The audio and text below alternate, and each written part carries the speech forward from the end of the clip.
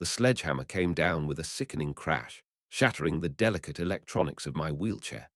I lay helpless on the sidewalk, staring in horror as Valerie Harmon, the HOA president, raised the hammer again, her face twisted with rage. HOA rules, she screamed, bringing the hammer down once more. The look on her face as she destroyed my only means of mobility is something I'll never forget. When the police officer arrived, he took one look at the scene and said, "Ma'am, do you know who this is? That's federal Judge Robert Caldwell. He wrote our nation's disability housing laws." Valerie's face turned ghostly white.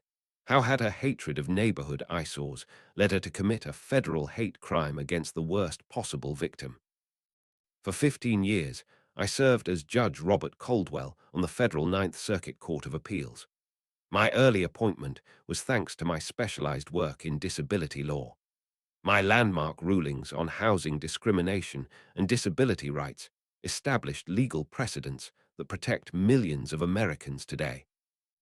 At 48, with multiple sclerosis gradually limiting my mobility, I never imagined I'd personally become a victim of the very discrimination I spent my career fighting against.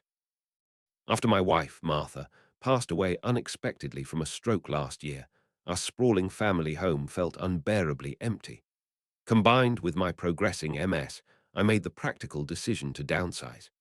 Suncrest Estates, an upscale gated community outside Phoenix, marketed itself as a haven for retired professionals seeking elegant, maintenance-free living. The community seemed perfect. Single-level homes with wider doorways, gentle sloping entryways instead of steps, and just 15 minutes from my neurologist and physical therapy appointments.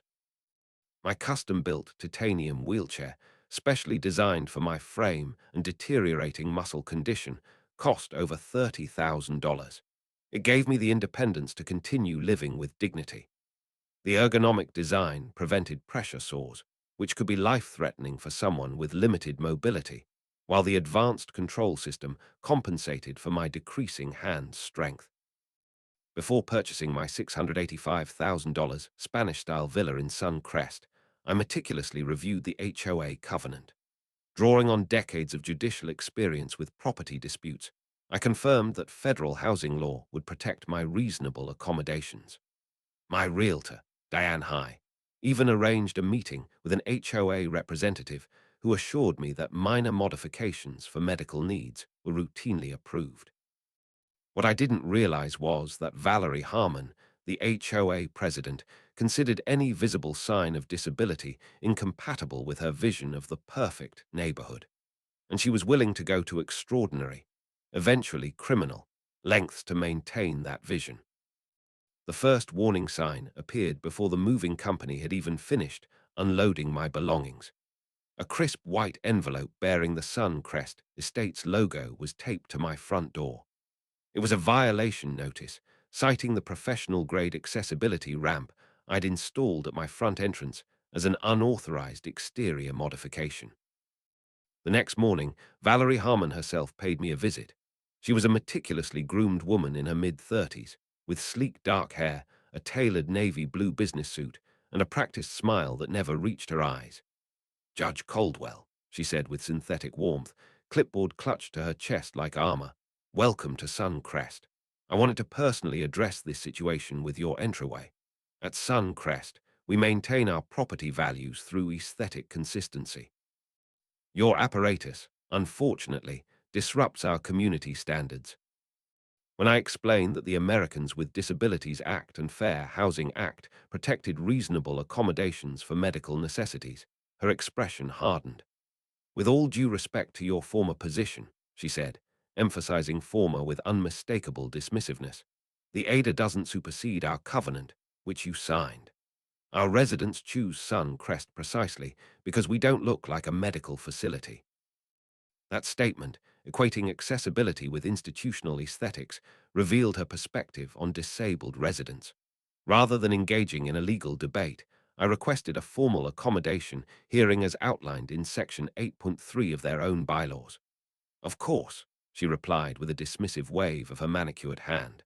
"Though I should warn you, the board rarely grants exceptions. Precedents are dangerous things. as I'm sure you understand from your former career." As she walked away, I noticed her taking photos of my specialized van with its wheelchair lift. By that afternoon, a second violation notice appeared. Commercial vehicles prohibited in driveways. The requested accommodation hearing was postponed 3 times over 8 weeks. Meanwhile, the violations multiplied with suspicious precision.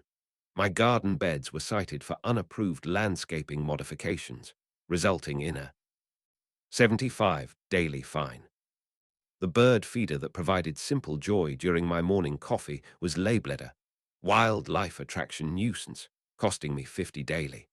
The subtle blue trim on my house was deemed an unapproved color scheme, adding another $100 daily fine. When I installed automated blinds, a necessity given my limited arm mobility, a violation notice appeared within 3 hours, suggesting my home was under specific surveillance. These violations now totaled over $6,400 in fines, with threatening letters about property liens if they remained unpaid. Each appeal was systematically denied with identical form letters signed by Valerie herself. One afternoon, as I collected my mail, my neighbor Claire Wilson, an 82-year-old widow with severe arthritis, invited me in for coffee. Her hands trembled noticeably as she poured, the result of both age and anxiety. "I see you've been getting Valerie's special welcome," she said, nodding toward the violation notice I'd tucked into my pocket. "She's been after me for 2 years about my mailbox bench." Claire had installed a small wooden bench beside her mailbox, a necessity for resting during her daily walk. Despite her doctor's documentation, she'd accumulated over 3,800 in fines. "But that's nothing compared to what happened to the Thompsons," Claire continued, lowering her voice though we were alone. "Lovely family with a 19-year-old son with cerebral palsy. When they installed a pool lift for his physical therapy, Valerie went ballistic. Suddenly, every prospective buyer for their home mysteriously backed out at the last minute. They eventually sold for 85,000 below market value, to Valerie's sister-in-law, no less. My judicial training had taught me to look for patterns, and one was emerging clearly. I spent the next week discreetly speaking with other residents with visible disabilities or medical equipment. Michael Santos, a 68-year-old Vietnam veteran with PTSD and hearing loss, faced continuous harassment over his service dog. The Abramovich family, whose 22-year-old daughter visited on weekends in her wheelchair, had been cited for a temporary ramp they used only during her visits. "She told me to my face that emotional problems weren't real disabilities," Michael said bitterly. "Claimed my service dog was just a pet with fancy paperwork." A disturbing truth was becoming evident. Suncrest Estates, beneath its manicured lawns and luxury facades, was systematically driving out anyone whose physical needs required visible accommodations. Rather than immediately escalating to federal action, I attempted resolution through professional mediation. I contacted my former law clerk, Sandra Chan, now a prominent civil rights attorney, who arranged a formal meeting with the HOA board and their legal counsel. The meeting was scheduled at the community center, tellingly, in a second-floor room, despite the building having a perfectly functional elevator that was suddenly, temporarily out of order on the day of our meeting. Two kind neighbors helped carry me up the stairs, an intentional humiliation tactic that became evident when I saw the barely concealed satisfaction on Valerie's face as I was placed in a standard chair, my wheelchair left downstairs.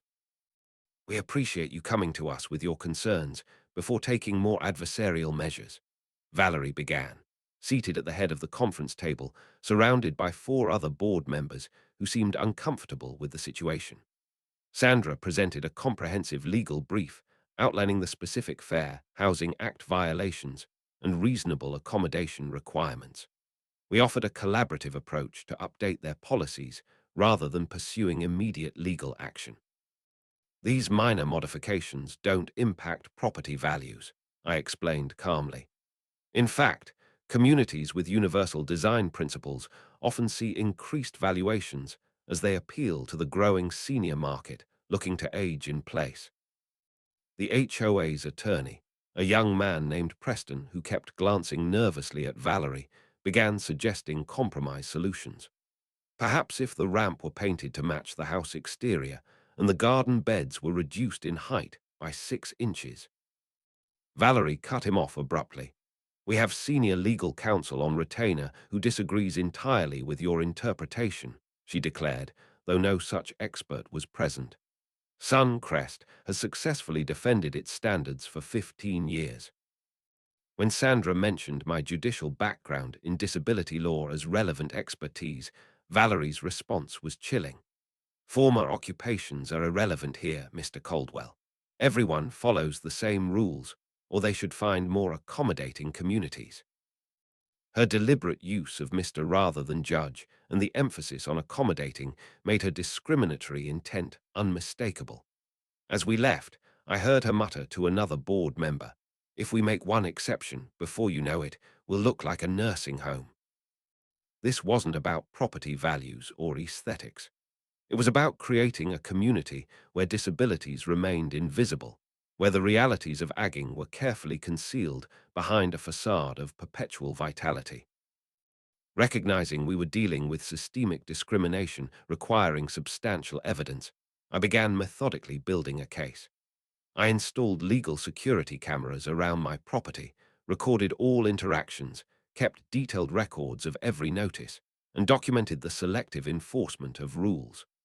Working quietly with Sandra, I connected with other affected residents. We documented 23 cases where residents with visible disabilities faced stricter enforcement than their non-disabled neighbors with identical issues. Property records revealed a troubling trend. Over the past 5 years, 14 residents with disabilities had sold their homes at below-market prices after facing repeated HOA violations. Through public records, requests, and contacts from my judicial career, we discovered something even more disturbing. At a real estate investment conference 3 years earlier, Valerie had been a featured speaker on maintaining neighborhood value through strategic covenant enforcement. Her presentation slides, which we obtained, included phrases like discouraging undesirable demographic shifts and using technical violations to protect community investment. Most damning was an email to board members from Valerie stating, "The Davidsons' request for a wheelchair ramp must be denied. Once we allow one visible accommodation, we'll be overrun with medical equipment that depresses property values. Better one family moves than all our investments suffer." I filed formal complaints with the Department of Housing and Urban Development and the Arizona Attorney General's Civil Rights Division, attaching our substantial evidence. Both opened investigations, but warned the process could take 6 to 9 months. The retaliation was swift and calculated. My water pressure mysteriously dropped to a trickle. Maintenance requests went unanswered. Landscape crews accidentally damaged my accessible garden beds. Community security performed wellness checks at 11 p.m., claiming concerned neighbor reports about unusual noises. Anonymous notes appeared in my mailbox. "If you can't maintain normal property standards, perhaps assisted living would be more appropriate." Despite this escalating harassment, I remained resolute. I'd spent my career ensuring the law protected vulnerable citizens. I wouldn't abandon that principle now that I was among them. After 7 months of this psychological warfare, my neurologist prescribed hydrotherapy for my increasingly painful muscle spasms, a common MS complication exacerbated by stress. I installed a portable therapeutic whirlpool on my private, enclosed patio, completely invisible from the street or neighboring properties. 3 days later, while soaking in the therapeutic waters as prescribed, my security system alerted me to multiple people entering my backyard. Through the glass doors, I saw Valerie leading 2 uniformed maintenance workers onto my patio. One carried tools, while the other looked distinctly uncomfortable. I quickly transferred to my wheelchair, a difficult process that took nearly 2 minutes, and rolled outside. "You're trespassing on private property," I stated firmly, positioning myself between them and the therapeutic unit. "Please leave immediately." Valerie thrust a paper toward me. Emergency abatement notice. Your unauthorized hot tub violates 3 separate covenants and poses a health hazard. We're removing it now. This is a prescribed medical device, I explained, holding up my doctor's documentation in a waterproof folder I fortunately had nearby. Regardless, you have no legal right to enter my property without court authorization. She snatched the medical documentation, tore it in half without even glancing at it, and nodded to the workers. Remove it immediately. The men hesitated, clearly uncomfortable. Miss Harmon, this doesn't seem right, the older of the two said. Shouldn't we get proper authorization first? This looks like medical equipment. I am the authorization, she shouted, her composed facade cracking completely. Do your jobs or find new ones. This neighborhood is not going to look like a hospital on my watch. When they still hesitated, she stormed to their truck, returning moments later with a heavy sledgehammer. Fine, I'll do it myself. I've handled problems like this before. I positioned my wheelchair directly between her and the therapeutic unit. Valerie, stop. This is breaking multiple laws. Think about what you're doing. This is criminal trespassing and destruction of medical equipment. That morning, I had dressed in my favorite light gray suit, a habit from my years on the bench that I maintained during important meetings. Hopping a professional appearance might help Valerie take my concerns more seriously. Rather than confronting her at my home, I decided to address the issue during my daily wheel around the neighborhood. I approached Valerie as she was inspecting another resident's lawn. Miss Harmon, we need to discuss these unreasonable violations, I began calmly. She turned, her face instantly hardening when she saw me. Judge Caldwell, out in your eyesore again, I see. This eyesore is medically necessary equipment protected by federal law, I replied. Your federal laws don't override my community standards, she suddenly shouted, her composure completely dissolving. Before I could respond, she spotted a landscaper's sledgehammer leaning against a nearby tree. What happened next was so shocking that even now it seems surreal. She lunged for the hammer, grabbed it with both hands, and advanced toward me on the sidewalk. I've had enough of your special accommodations and legal threats. Valerie stood there in her impeccable navy business suit, her professional appearance a stark contrast to the unhinged fury in her eyes as she raised the sledgehammer above her head. Valerie, put that down immediately, I warned, attempting to back my wheelchair away. This is what I think of your special equipment, she screamed, bringing the hammer down on my wheelchair with stunning force. The impact caught the right wheel, instantly buckling it. I tried to maneuver away, but the damaged wheel caused my chair to tip. I fell sideways onto the concrete sidewalk, landing hard on my hip with a sickening crack. The pain was immediate and blinding.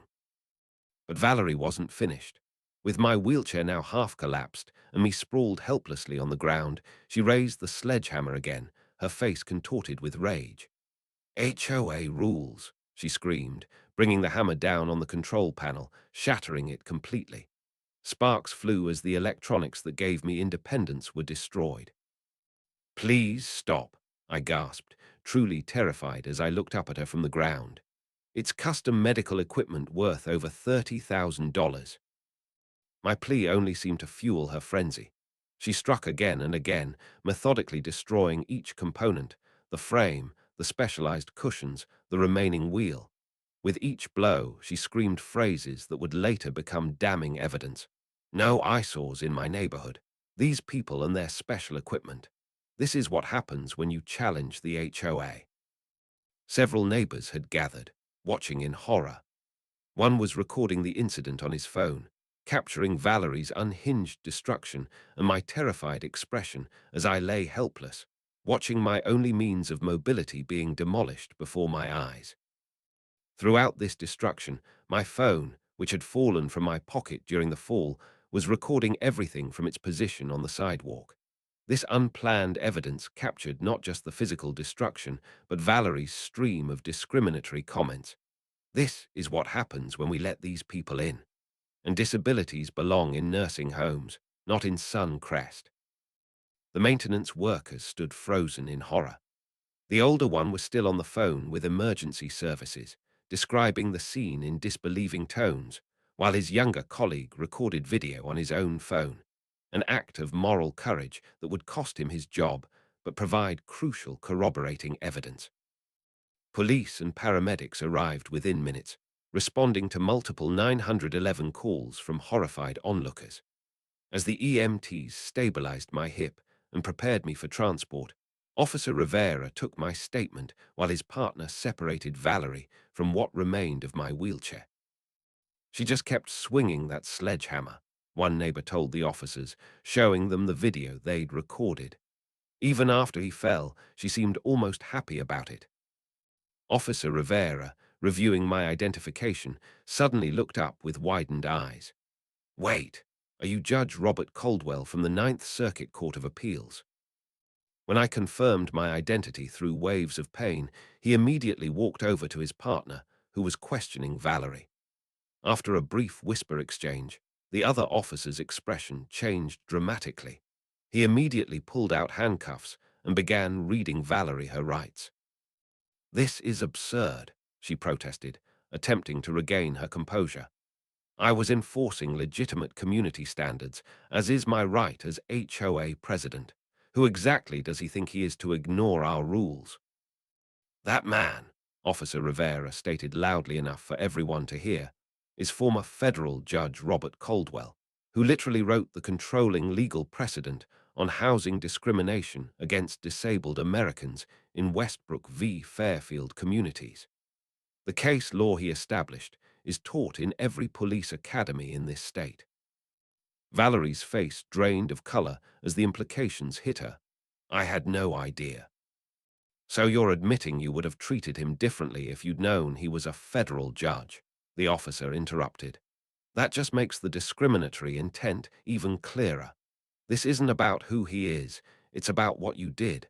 And what you did appears to constitute a federal hate crime."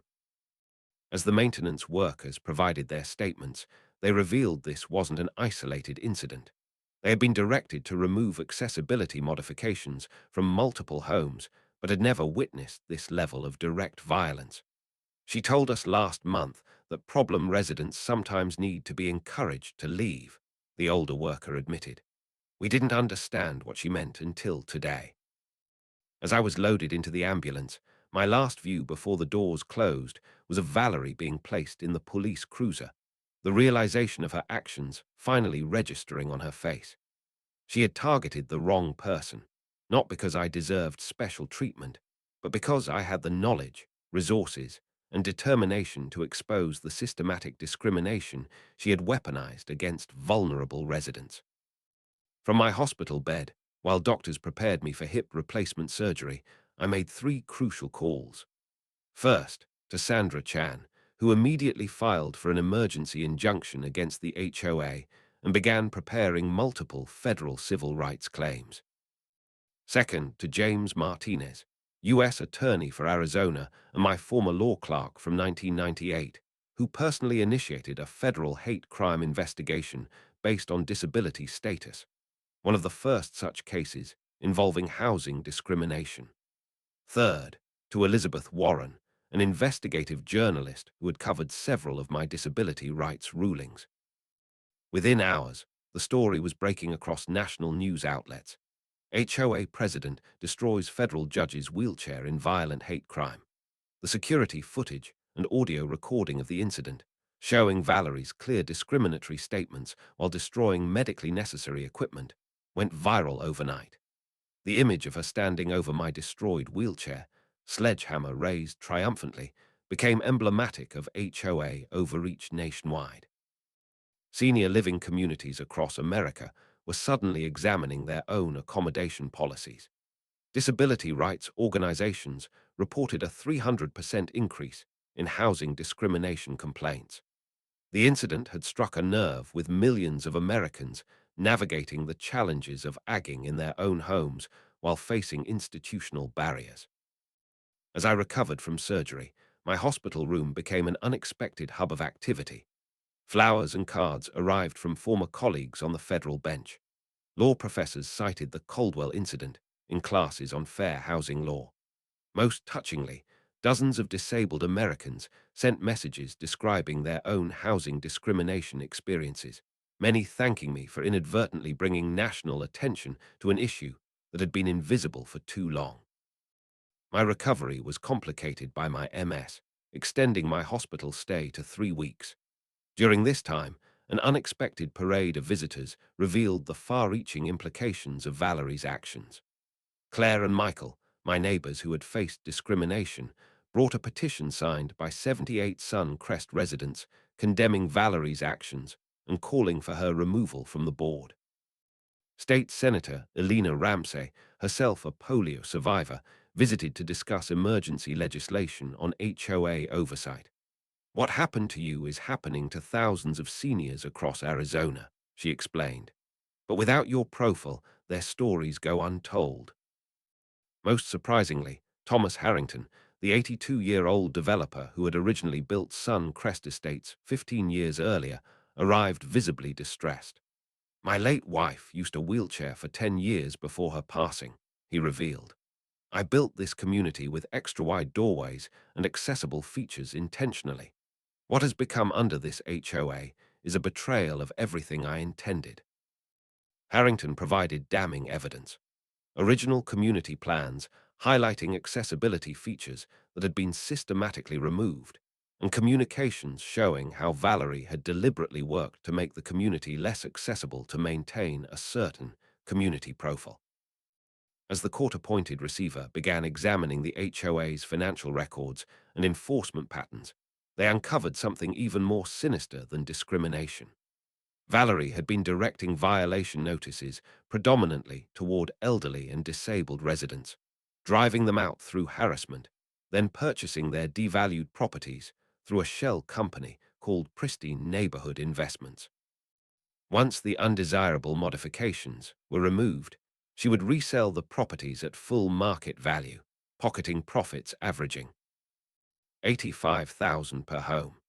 Over 5 years, this scheme had generated nearly $2 million in fraudulent profits while systematically removing disabled residents from the community. Banking records revealed similar patterns in 2 other retirement communities where Valerie had previously served on HOA boards. What had begun as a disability discrimination case had uncovered elder financial abuse, real estate fraud, and civil racketeering violations.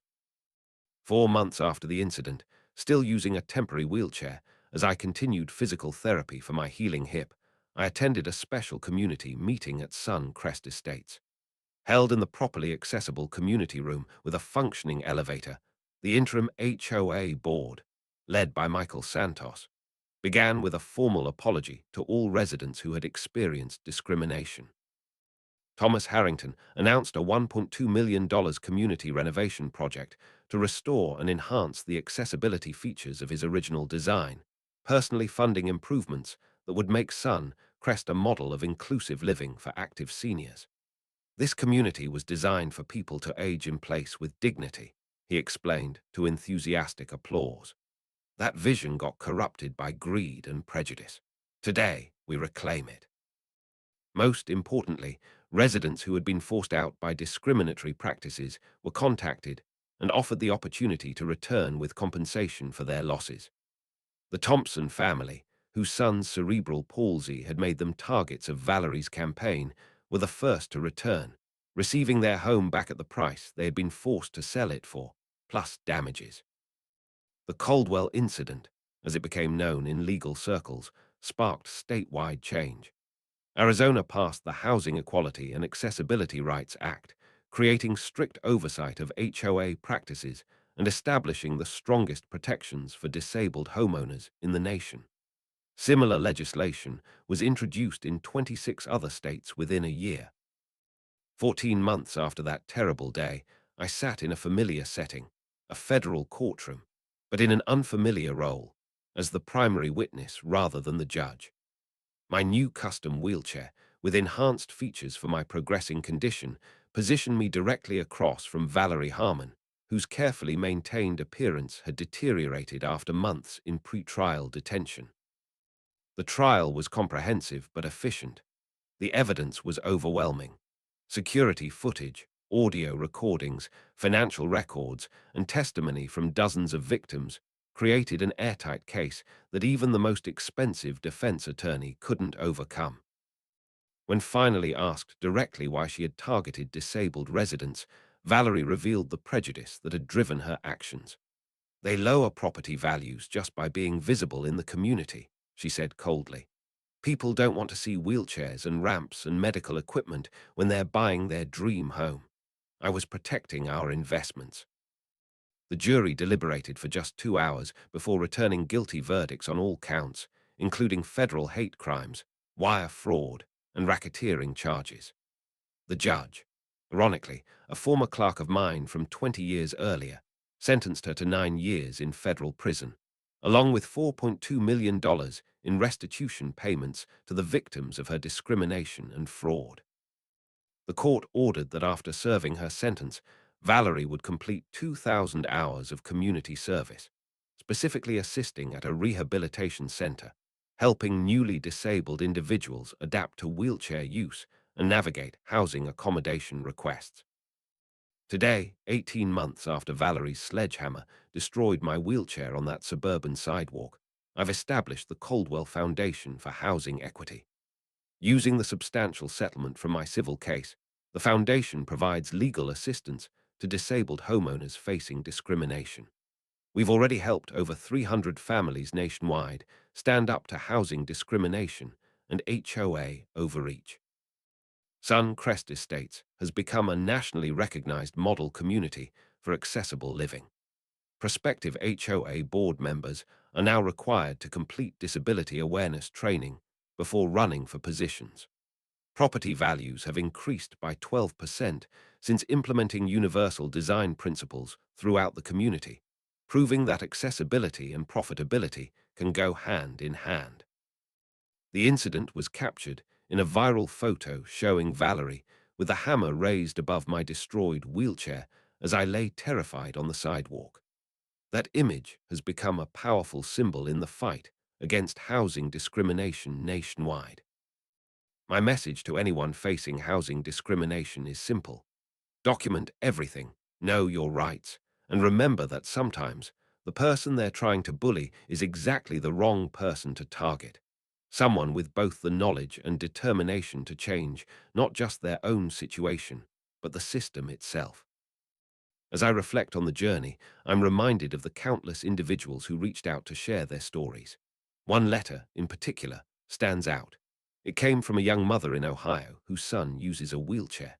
She wrote, "Your fight gave me the courage to challenge our HOA's refusal to allow a ramp. Because of you, my son can now enter our home without being carried. Thank you for showing us that the law is on our side." Stories like these remind me why I became a judge in the first place, to ensure justice for those who might otherwise be silenced. The Caldwell Foundation has become an extension of that mission, offering free legal clinics, educational workshops, and advocacy resources to disabled homeowners across the country. Valerie's actions, though horrific, inadvertently sparked a national conversation about the rights of disabled individuals to live with dignity in their chosen communities. Her downfall served as a cautionary tale for HOAs that prioritize aesthetics over accessibility. As for me, I've learned to adapt to my progressing MS with grace and resilience.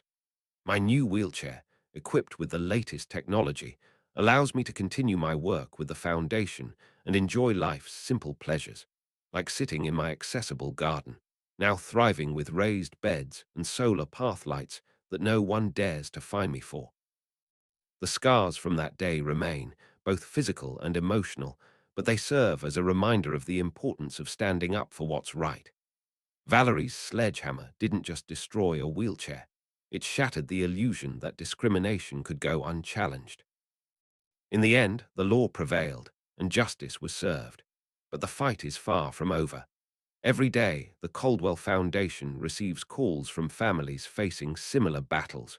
Each case is a reminder that the work is ongoing and the need for vigilance is constant.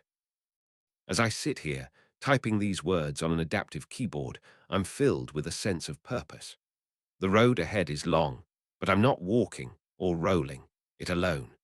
Together, we can create a world where accessibility is not an exception but the norm, where no one has to fight for the right to live with dignity in their own home. And to anyone who thinks they can silence us with a sledgehammer, I say this: we are stronger than you know, and the law is on our side. The aftermath of the Caldwell incident reverberated far beyond Suncrest Estates. It became a rallying cry for disability rights advocates, a cautionary tale for HOAs, and a case study in how systemic discrimination can be dismantled through courage, evidence, and the law. One of the most significant outcomes was the national spotlight it placed on the need for stronger oversight of HOAs. Across the country, states began reviewing their laws governing homeowners, associations, with many adopting stricter regulations to prevent abuses of power. Arizona's Housing Equality and Accessibility Rights Act, inspired by my case, became a model for other states. It mandated that HOAs could not deny reasonable accommodations for disabilities and required them to provide clear, transparent processes for residents to request modifications. The ripple effects were felt even in Congress. A bipartisan group of lawmakers introduced the National Fair Housing Accessibility Act, which aimed to standardize protections for disabled homeowners nationwide. The bill included provisions for federal oversight of HOAs, ensuring that no community could operate as a fiefdom free from accountability. For me, the journey was deeply personal. The physical and emotional scars from that day served as a constant reminder of why I had dedicated my career to the law, but they also became a source of strength. Every time I transferred into my new wheelchair, every time I rolled past the now accessible community center, I was reminded that justice, though slow and hard-fought, was possible. The Caldwell Foundation for Housing Equity quickly grew into a powerful force for change. We partnered with disability rights organizations, legal aid groups, and housing advocates to provide resources and support to those facing discrimination. Our hotline became a lifeline for families across the country, offering free legal consultations and guidance on navigating HOA disputes. One of our most impactful initiatives was the Accessible Communities Certification Program. HOAs that met strict accessibility standards and demonstrated a commitment to inclusivity could earn the certification, which became a selling point for prospective buyers. Suncrest Estates, under its new leadership, was among the first to receive the certification, a full-circle moment that brought me immense pride. The foundation also launched an educational campaign to raise awareness about the rights of disabled homeowners. We created toolkits for residents, training programs for HOA boards, and even a documentary about my case that aired on national television. The film, titled Breaking Barriers, won several awards and was credited with changing public perceptions about disability and housing. As for Valerie Harmon, her downfall was swift and complete. In addition to her prison sentence and restitution payments, she was permanently barred from serving on any HOA board or holding a position of authority in a community organization. Her real estate license was revoked, and her shell company, Pristine Neighborhood Investments, was dissolved. During her sentencing, the judge, a former colleague of mine, delivered a powerful statement.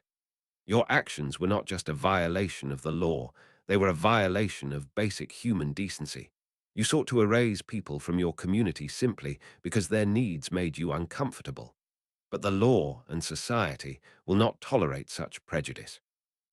Valerie's community service at the rehabilitation center was a humbling experience for her. Forced to confront the realities of disability firsthand, she began to understand the harm she had caused.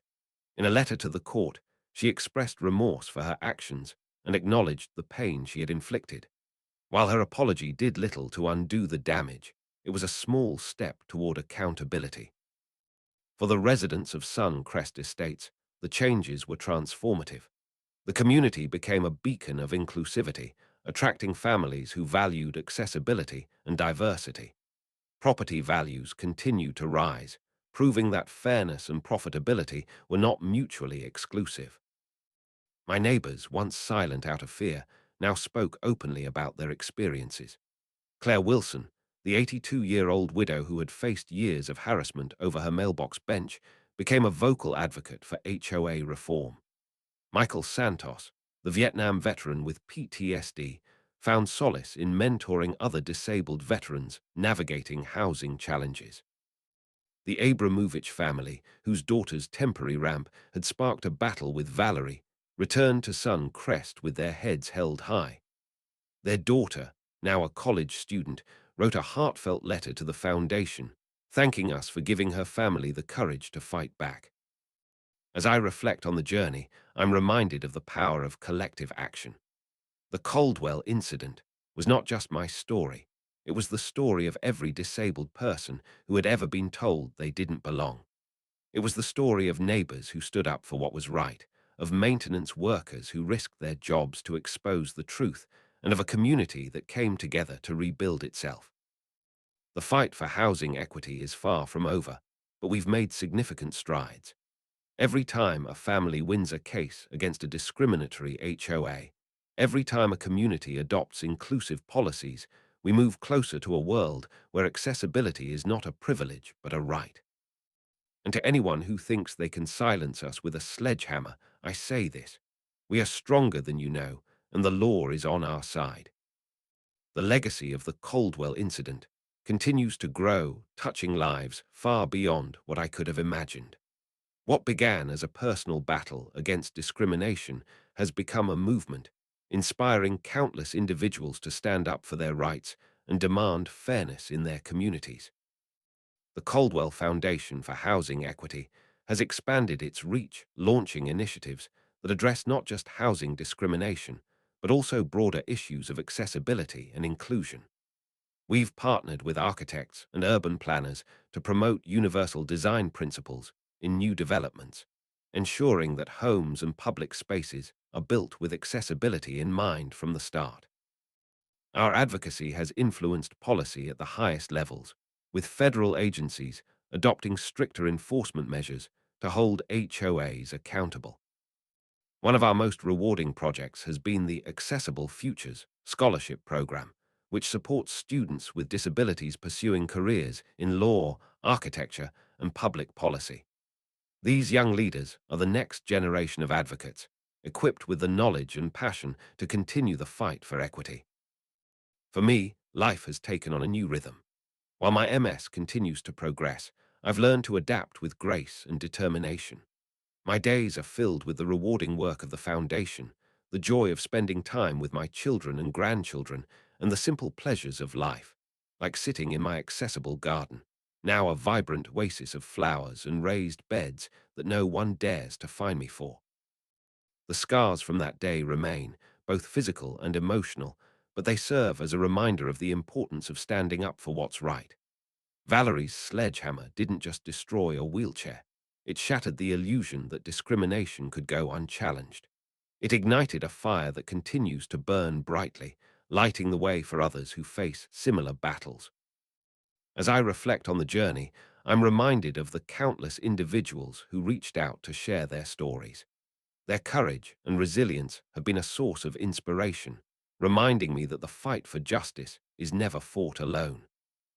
One letter in particular stands out. It came from a young mother in Ohio whose son uses a wheelchair. She wrote, "Your fight gave me the courage to challenge our HOA's refusal to allow a ramp. Because of you, my son can now enter our home without being carried. Thank you for showing us that the law is on our side."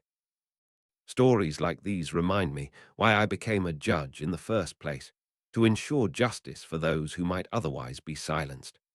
The Caldwell Foundation has become an extension of that mission, offering free legal clinics, educational workshops, and advocacy resources to disabled homeowners across the country.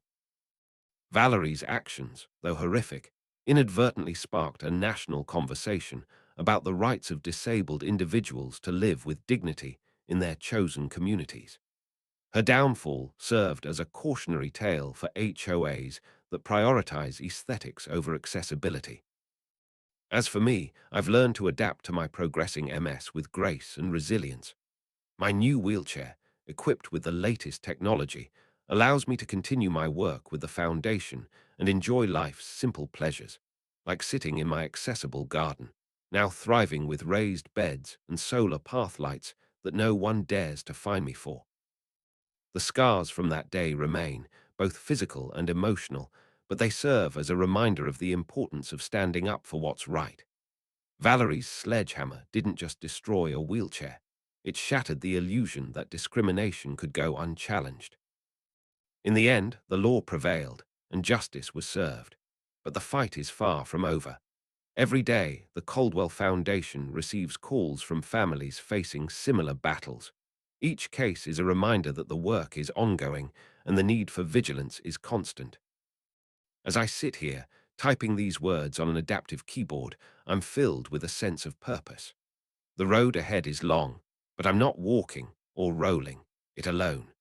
Together, we can create a world where accessibility is not an exception but the norm, where no one has to fight for the right to live with dignity in their own home.